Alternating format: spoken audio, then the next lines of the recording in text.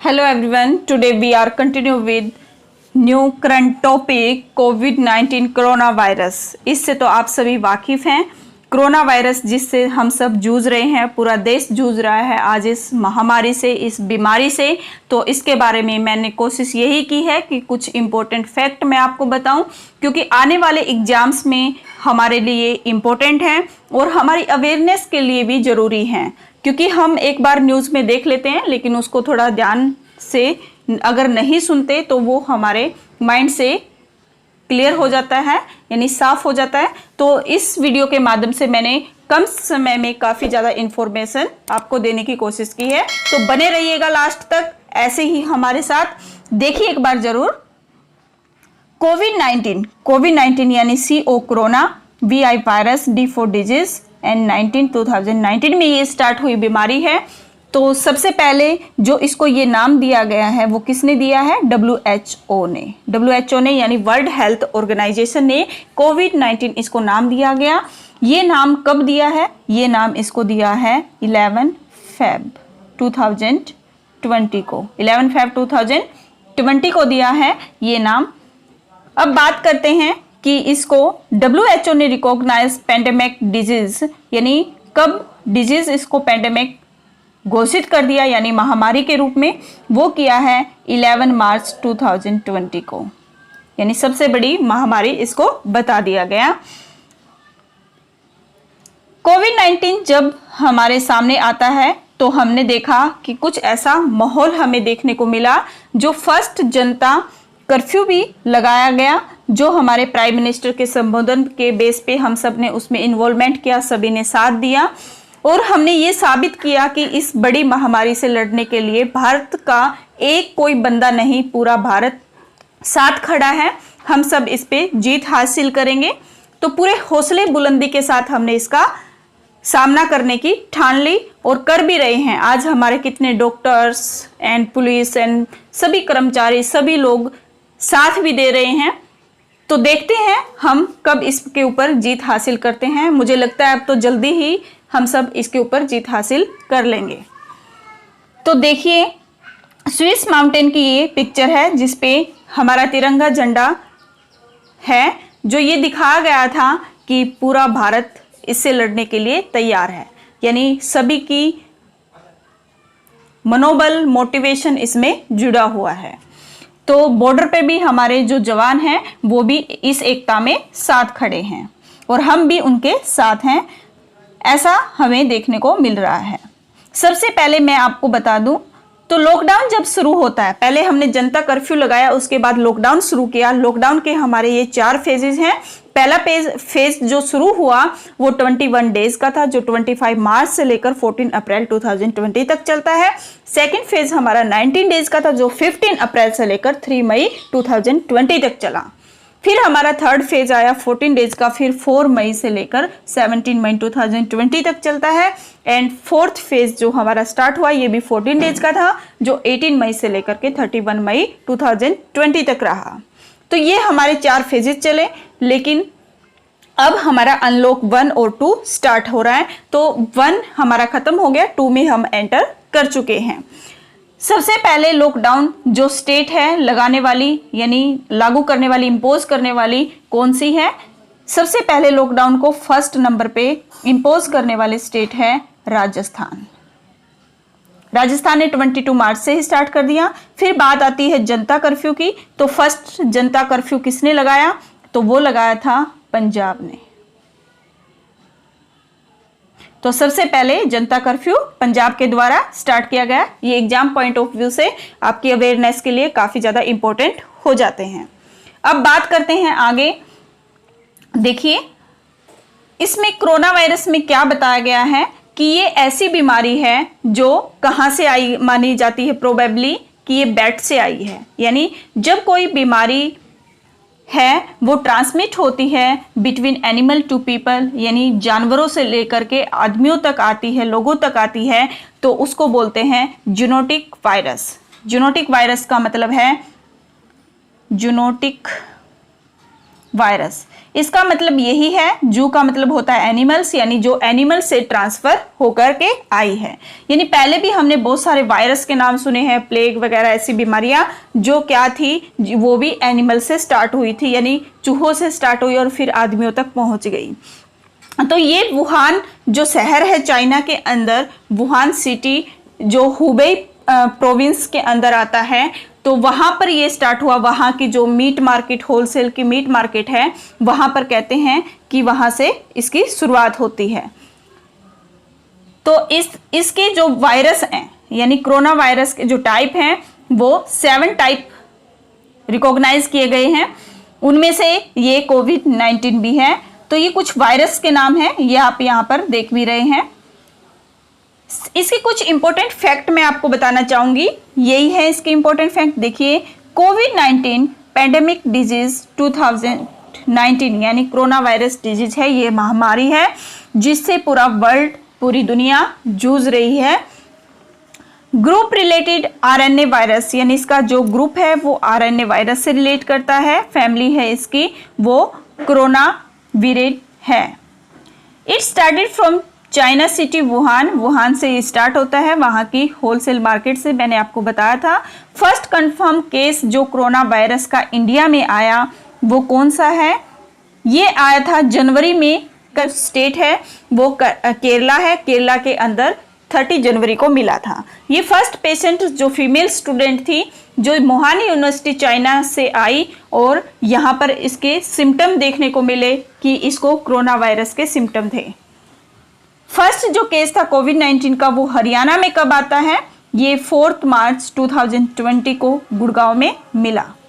तो यहाँ से ये शुरुआत होती होती फिर आज ये हमारे आसपास के एरिया तक पहुँच चुकी है। यानी इतनी तेजी से ये फैल रहा है कि देखिए, जो फर्स्ट केस वो जनवरी में आया और 6-7 महीनों के अंदर ही ये हम तक पहुँच भी गया है। तो आज इसकी फर्स्ट केस से लेकर आज इसके केसेस कितने ज़्यादा हो गए हैं, 6 लाख से भी अबव हो गए हैं। हर रोज़ कितने ज़्यादा मल्टीपल टाइम्स में केसेस आ भी रहे हैं। लेकिन इंडिया की पॉजिटिव फैक्ट यही है कि इंडिया में जो रिकवरी रेट है वो काफ़ी अच्छी है। तो ये हमारे लिए काफ़ी रिलीफ वाली बात साबित हो रही है। आगे देखिए, कोरोना वायरस को जो आइडेंटिफाई किया गया था सबसे पहले, यानी इस वायरस की जो पहचान हुई थी वो 1965 में हुई थी, और WHO ने इसे 11 मार्च को अब क्या कर दिया, पेंडेमिक, ये मैं बता ही चुकी हूँ, यानी महामारी के रूप में इसे घोषित कर दिया। तो कोरोना वायरस का जो स्ट्रक्चर है वो आप यहाँ पर देख सकते हैं, कुछ ऐसा स्ट्रक्चर है। इसकी शेप कैसी है, इसकी कोरोना वायरस का जो स्ट्रक्चर है ये क्राउन के जैसा, क्राउन जैसी प्रोजेक्शन है इसके ऊपर, यानी देखो ये कील सी लगी हुई है, जो हमारे लंग्स में एंटर करता है। ये लंग्स में एंटर करता है, हमारे नाक से, मुंह से या आइज से एंटर होता है, और एंटर होने के बाद फिर हमारे लंग्स के अंदर जो सैक होते हैं जिनके अंदर ऑक्सीजन का ट्रांसफर होता है, तो उसके अंदर जा करके ये उसको ब्लॉक कर देते हैं। और ब्लॉक करने के बाद क्या होगा कि हमारी जो सेल है उसको प्रॉपर ऑक्सीजन नहीं मिल पाएगी। तो ऑक्सीजन ना मिल पाने की वजह से हमारे अंदर जो ब्रीथिंग प्रॉब्लम स्टार्ट हो जाती है, और इसमें जब क्रिटिकल कंडीशन पहुंच जाती है तो पेशेंट की डेथ भी हो जाती है। तो इसमें इन्फेक्टेड जो बताया गया है वो काफ़ी, मतलब सभी एज ग्रुप में ये फैलता है, लेकिन सबसे ज़्यादा ये बताया गया है मतलब खतरनाक 10 साल से कम बच्चों के लिए, और जो बड़ी एज यानी 60 ईयर से अबव वाले जो हमारे ओल्ड एज पीपल हैं उनके लिए बताया गया है। इसके लिए इंडिया ने एक दवाई भी यूज की है जिसको हाइड्रोक्लोरोक्विन बोलते हैं, जो इंडिया ने अमेरिका को भी एक्सपोर्ट किया, लेकिन उससे कुछ कंट्रोल आने की बात आई थी सामने, लेकिन इसकी कोई अभी तक प्रॉपर हमारे पास कोई वैक्सीन या मेडिसिन नहीं है। लेकिन जब पेशेंट को क्रिटिकल कंडीशन हो जाती है तो प्लाज्मा थेरेपी का भी यूज किया जा रहा है, लेकिन ये भी अभी तक पूरी तरह प्रॉपर नहीं मानी जा रही है। Severe acute respiratory syndrome coronavirus 2, इसमें क्या है, SARS-CoV-2 के नाम से इसको जाना जा रहा है। रेस्पिरेटरी सिंड्रोम बता रही है। बात करते हैं severe acute respiratory syndrome coronavirus 2 यानी SARS-CoV-2 के ऊपर। ये कोरोना वायरस का ही पार्ट है, इसको ये नाम दिया गया है। वुहान सिटी 2020 दिसंबर से ये स्टार्ट होता है, वहां पर पहला केस आता है। सोर्स इसको बैट माना गया है। और इसमें कारण क्या है इसके फैलने की? Separate between people during close contact, यानी जब लोग हैं वो एक दूसरे के कॉन्टैक्ट क्लोज हो जाते हैं, मतलब पास आ जाते हैं, तब ये फैल रहा है। Most often by small droplets producing by coughing, sneezing and talking. जब कोई बोलता है, कफिंग करता है, स्नीजिंग करता है, तो उसके जो ड्रॉपलेट्स हैं उनके जरिए भी ये दूसरे में ट्रांसफर होता है। कॉमन सिम्टम क्या है इसके? फीवर दिखाई देता है और शॉर्टनेस ऑफ ब्रीथ यानी सांस लेने में तकलीफ आनी शुरू हो जाती है, और loss of sense of smell and taste, यहाँ पर लिखा नहीं हुआ है, टेस्ट भी, यानी इन सब चीज़ों में चेंज आ जाएगा। Pneumonia acute respiratory disease syndrome, यानी ये न्यूमोनिया के जैसा ही है। तो इसमें इसको आने में, यानी इसके सिम्टम आने में, जब आप किसी पर्सन से मतलब पास जाते हैं जो कोविड-19 से इन्फेक्टेड है, तो आपके अंदर अगर टच में आए हैं तो उसको रेंज क्या रहती है? 2 से 14 डेज तक रहती है।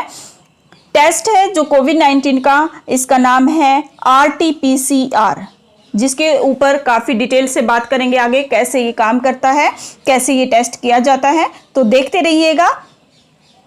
गूगल ने जो अपनी साइट बनाई है कोविड की अपडेट के लिए, वो है google.com/covid19। कोविड-19 पे जाकर के आप इसको देख भी सकते हैं। तो इसके जो सिम्टम है वो देखिए, इसमें क्या क्या होता है? फीवर, फेट यानी थकान महसूस होगी आपको, dry cough, aches, pain and running nose, sore throat and shortness of breath, diarrhoea यानी दर्द होना शुरू हो जाएगा, नाक है वो बहनी शुरू हो जाएगी, गले में खराश आ जाएगी, और सांस लेने में शॉर्टनेस यानी तकलीफ होनी शुरू हो जाएगी, और डायरिया जैसे ये सारे सिम्टम इसके दिखाई देते हैं। अगर ऐसा कुछ है तो आपको जल्द से जल्द क्या कराना है? कोविड-19 का टेस्ट कराना है। और मेन प्रॉब्लम इसकी यही है कि ये जल्दी से दूसरी बॉडी में ट्रांसफ़र हो जाता है, तो बहुत मल्टीपल टाइम से ये बढ़ रहा है, तो ये काफ़ी ज़्यादा टेंशन की बात है। प्रिकॉशन यूज कर सकते हैं, इसके लिए जो प्रिकॉशन बताए गए हैं, हैंड वॉश 20 सेकेंड तक, फेस मास्क लगा सकते, सैनिटाइज करना है 60% अल्कोहल बेस पे, मेंटेनिंग डिस्टेंस, सोशल डिस्टेंसिंग का प्रयोग करना है। अगर कोई पर्सन अपने आप को इन्फेक्टेड या कोई बाहर से आता है, किसी चीज़ के टच में आता है, तो उसको सेल्फ आइसोलेशन करने की ज़रूरत है, यानी अपने आप को अलग सेपरेट रखने की। WHO ने यही बताया है कि हमें अपनी आइज़, नोज़ और माउथ को विदाउट हैंड वॉश करे नहीं टच करना है, अवॉइड करना है इस चीज़ को, इसलिए सबसे ज़्यादा इससे ही ये एंटर कर रहा है। अब देखते हैं प्रिकॉशन में क्या है, कि आप देख सकते हैं स्टे एट होम यानी घर पर रहिए, सुरक्षित रहिए। Wash your hand frequently, soap and clean portable water यानी साफ पानी से अपने साबुन से हाथ धोने हैं। और जब भी आपको छींक आती है तो आप हैंड टिश्यू पेपर से कवर करिए उसको, या फिर आपके एल्बो वाले पार्ट से उसको कवर कर सकते हैं।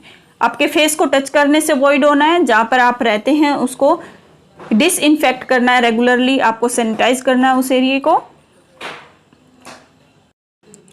पेशेंट को सोशल डिस्टेंसिंग का काफ़ी ज़्यादा प्रयोग करना है। वियर अ मास्क, मास्क सभी को लगाना है। ईट हेल्दी डाइट यानी हेल्दी डाइट पे काफ़ी, क्योंकि ये इम्यूनिटी पावर काफ़ी ज़्यादा इंपॉर्टेंट है इस फैक्टर में। अभी तक कोई वैक्सीन या दवाई नहीं आने की वजह से इम्यूनिटी पावर काफ़ी ज़्यादा इंपॉर्टेंट रोल प्ले कर रही है। इफेक्ट क्या आए हैं इसके? सोशल एंड इकोनॉमिक काफ़ी ज़्यादा मतलब डिस्टर्बेंस हुआ है। आप देख ही रहे हैं कि सबसे ज़्यादा कैंसिल हो गए हैं, पेपर वगैरह पोस्टपोन हुए हैं। जो भी हमारे स्पोर्ट्स होने थे, रिलीजियन जो एक्टिविटी थी, एजुकेशनल, पॉलिटिकल, जो भी कल्चरल्स, कोई भी इवेंट था, वो सारे हमारे कैंसिल या पोस्टपोन कर दिए गए हैं। स्कूल्स, यूनिवर्सिटी एंड कॉलेज ये सारे बंद हो गए। एंटरटेनमेंट जोन है वो भी सारे क्लोज रखे गए हैं। और इसकी इफ़ेक्ट के कारण लोगों ने स्टार्टिंग में पैनिक बाइंग भी करनी शुरू कर दी कि स्टोरेज कर लिया घर पर राशन काफ़ी ज़्यादा, जिसके कारण लोगों में काफ़ी ज़्यादा हड़बड़ मच गई थी। इसमें स्पेलिंग मिस्टेक है, यहाँ पर देखिए लोनलीनेस यानी अकेलापन। अकेलापन लोगों को काफ़ी ज़्यादा आ गया इस चीज़ के कारण, क्योंकि घरों में रहना, और फिर स्ट्रेसफुल सिचुएशन आ गई क्योंकि इकोनॉमिक इफ़ेक्ट ज़्यादा हो गया, लोगों की जॉब पे इफ़ेक्ट आ गया। अब एडजस्टमेंट कैसे की जाए, ये सब चीज़ें सिचुएशन, यानी क्योंकि मोमेंट में एक आपकी लाइफ चल रही है, स्मूथली चल रही है, काफ़ी कुछ आपकी लाइफ में आप प्लान बना रहे हैं, और एकदम से उस चीज़ के ऊपर अगर कोई बैरियर आ जाता है, रुकावट आ जाती है, उस चीज़ को रोक दिया जाता है, तो ऐसी सिचुएशन का सामना करना पड़ा एकदम से। ये हमने सोचा भी नहीं था कि हमारे 2020 में ऐसी शुरुआत होगी, इसके लिए हम पहले सोच भी नहीं रहे थे। तो देखिए फिर भी हमारे इंडिया में काफ़ी कंट्रोल करने की कोशिश की गई। प्राइम मिनिस्टर के द्वारा सबसे पहले लॉकडाउन कर्फ्यू शुरू किया गया था, तो जिसके कारण ये शायद कुछ रुक पाया है, और फिर भी ये देखो अब अनलॉक होते ही और लॉकडाउन में भी कितनी मतलब तेज़ी से ये बढ़ गया। तो यानी काफ़ी डेंजर बीमारी है, तो इसके लिए हमें प्रिकॉशन यानी सबसे ज़्यादा लेने की ज़रूरत है। इसमें कुछ काढ़ा वगैरह ऐसी सिचुएशन भी दिखाई गई हैं, कुछ आयुर्वेदिक चीज़ें जो हमें डे टू डे लाइफ में हमारे यूज़ में रखनी चाहिए, जैसे गर्म पानी पीना है, ऐसी बातें। तो इसके इफ़ेक्ट भी कुछ कहते हैं ना, कुछ बुरा होता है तो कुछ उसके साथ अच्छा भी जुड़ा होता है। तो थोड़ा सा अच्छा ये जुड़ा है इसके साथ कि हमारे इन्वायरमेंट के लिए काफ़ी रिलीफ रहा इस चीज़ से, क्योंकि लोगों की जो गैदरिंग होती थी, जो पोल्यूशन था, जो कारखाने कंपनियां काफ़ी ज़्यादा थी, उसके कारण जो इफ़ेक्टेड था एरिया, वो सारा अपने आप को रीहील कर गया। यानी हमारी नदियों ने, हमारे इन्वायरमेंट ने खुद को काफ़ी ज़्यादा रिन्यू कर लिया, यानी उसके अंदर काफ़ी चेंज आया है। रिवर्स हैं वो क्लीन हो गई, पोल्यूशन डिक्रीज हुआ, दिल्ली का पोल्यूशन काफ़ी ज़्यादा डिक्रीज हुआ, ये चीज़ें आपने न्यूज़ में भी देखी होंगी। और ग्रीन हाउस इफेक्ट जो गैसेस थी उनका भी कम हुआ, वो भी कम हुई जो पोल्यूशन के कारण बढ़ रही थी। शॉर्टेज इन एक्स्ट्रा एक्सपेंसेस, यानी इस दिनों में मार्केट काफ़ी क्लोज रही और हमने डिस्टेंसिंग के कारण मार्केट जाना अवॉइड किया, जिसके कारण हमारे कुछ एक्स्ट्रा एक्सपेंसेस होते थे, खर्चे होते थे, वो भी बच गए। ये चीज़ें थोड़ी सी चली। Learn importance of healthy diet, हमें ये समझ आया कि ऐसी बीमारियों से लड़ने के लिए इम्यूनिटी पावर की काफ़ी ज़्यादा ज़रूरत है, तो उसके लिए हमें हेल्दी डाइट की तरफ जाना चाहिए। ये चीज़ें हमें सीखने को मिली। Focus on media in made in India, तो हमने क्या फोकस करने की बात समझ आई कि क्योंकि महामारी के कारण दूसरे देशों में भी फैली हुई है, अब वहाँ से ट्रेड या आवाजाही, एक्सपोर्ट इंपोर्ट के लिए काफ़ी प्रॉब्लम आ रही है।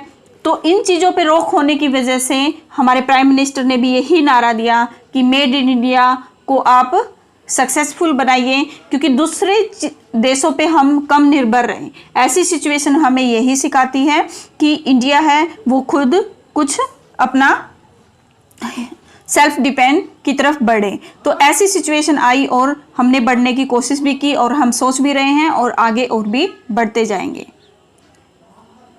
हमारे गवर्नमेंट ने हमें जो ऐप लॉन्च करी है वो है आरोग्य सेतु ऐप। तो ये बहुत सारे लोगों ने डाउनलोड भी की है, इसमें आप देख भी सकते हैं, जिसका नारा क्या है, मैं सुरक्षित, हम सुरक्षित, भारत सुरक्षित। आरोग्य सेतु ऐप कब लॉन्च हुई थी? 6 अप्रैल 2020 को, जो 11 लैंग्वेज में है, यानी 11 भाषाओं में इसको कंपाइल किया गया। इस ऐप से हमें ये पता चलता है कि ब्लूटूथ की सहायता से हम अपने आसपास इन्फेक्टेड पर्सन्स का डाटा देख सकते हैं, और इस पे हम सेल्फ टेस्ट भी ले सकते हैं। इस पे हमें कोविड-19 से बचने के लिए कुछ प्रिकॉशंस भी बताए गए हैं, जिसको हम आराम से देख भी सकते हैं। तो काफ़ी यूजफुल ऐप है, इसका यूज करना चाहिए। कोरोना वॉरियर्स डे हमने सेलिब्रेशन किया, क्योंकि इसमें इतनी बड़ी महामारी में जो हमारे देश में काफ़ी लोग लगे हुए हैं, पुलिसकर्मी, स्वास्थ्य कर्मी एंड सफाई कर्मचारी, इन सब के लिए जो कोरोना वॉरियर डे मनाया गया, जो योद्धा हैं जो कोरोना से लड़ रहे हैं, 3 मई 2020 को ये मनाया गया। अब मैं आपको 2-3 क्वेश्चन कुछ इंपॉर्टेंट बताने की कोशिश करती हूँ। फर्स्ट डेथ जो देखी गई थी इंडिया में कोरोना वायरस की वजह से, वो कर्नाटका में देखी गई है और यूएसए में वॉशिंगटन डीसी में देखी गई है सबसे पहली डेथ। और इसके साथ हम यही कहना चाहेंगे कि कुछ इंपॉर्टेंट क्वेश्चन हैं जो हम अगली वीडियो के साथ डिस्कस करेंगे। किस स्टेट ने कौन सी ऐप लॉन्च की और इससे रिलेटेड काफ़ी कुछ अच्छे क्वेश्चंस हैं, लेकिन इससे पहले मैं आपको थोड़ी सी कुछ बातें दिखाना चाहूँगी, तो देखिएगा ज़रूर ये बातें और हमारे साथ ऐसे ही जुड़े रहिएगा। तो आप देखिए ये बातें, आगे हम कुछ बीबीसी चैनल की तरफ से आपको दिखा रहे हैं। ज्यादातर वैज्ञानिक इस बात पर आम राय हैं कि कोरोना वायरस के इलाज के लिए सबसे अहम है टेस्ट। सही टेस्ट कई जानें बचा सकते हैं। We have a simple message for all countries. Test, test, test. Corona virus का पता लगाने के लिए 2 तरह की जांच होती हैं। फिलहाल हम पीसीआर टेस्ट का इस्तेमाल कर रहे हैं। आमतौर पर इसमें मरीज की नाक के कण या थूक को स्वैब के जरिए लिया जाता है। आप ये पूछ रहे हैं कि जांच के समय मरीज में वायरस मौजूद था या नहीं। इस जांच से वायरस के आरएनए जीनोम का पता चलता है। तो पीसीआर टेस्ट ये पता लगा सकता है कि किसी शख्स में वायरस है या नहीं। ये मरीज और स्वास्थ्य कर्मियों के लिए जरूरी है, लेकिन ये टेस्ट लैब में किए जाने की जरूरत है। इसमें समय लगता है और ये काफी महंगा है। इस परीक्षण में कुशल कर्मचारियों और विशेष केमिकल्स की जरूरत पड़ती है और इनकी सप्लाई अभी कम है। यही वजह है कि कई देशों में वायरस का पता लगाने के लिए टेस्टिंग बढ़ाने में दिक्कत पेश आ रही है। दूसरे प्रकार का परीक्षण खून में एंटीबॉडीज की जांच करता है। तो एंटीबॉडीज की जांच से पता चल जाता है कि कौन कौन वायरस के संपर्क में आया है और किस में वायरस से लड़ने की प्रतिरक्षात्मक क्षमता बढ़ी है। इससे अनुमान लगा सकते हैं कि क्या किसी मरीज में इस वायरस से लड़ने की क्षमता विकसित हुई है या नहीं। एंटीबॉडी टेस्ट काफी सस्ता है और जांच के नतीजों के लिए किसी लैब की जरूरत नहीं पड़ती। टेस्ट के लिए जरूरी एंटीबॉडीज के बनने के लिए संक्रमण के बाद हफ्तों का वक्त लग सकता है और अब तक हुई जांच के नतीजों की सटीकता पर कई सवाल बने हुए हैं। सोच ये है कि सिर्फ इम्यूनिटी के टेस्ट के जरिए कई लोग जिन्हें वाकई संक्रमण है वो लॉकडाउन छोड़ बाहर घूमने लगेंगे, तो ऐसे में ये काफी विवादास्पद है। इससे बहुत सारे नैतिक मूल्यों पर सवाल खड़े हो जाएंगे। क्या हम अपने समाज को 2 हिस्सों में बांटने लगे हैं? एक तीसरे तरह का टेस्ट भी है जो कंपनियां विकसित कर रही हैं। इसे रैपिड एंटीजन टेस्ट कहते हैं। ये शरीर में फैल रहे कोरोना वायरस संक्रमण का रियल टाइम टेस्ट कर सकता है। हम ये उम्मीद कर सकते हैं कि कुछ कंपनियां 70 से 140 रुपए में ये टेस्ट मुहैया करा सकती हैं। ये वास्तव में गेम चेंजर साबित होगा, खासकर वहां जहां संसाधनों की कमी है।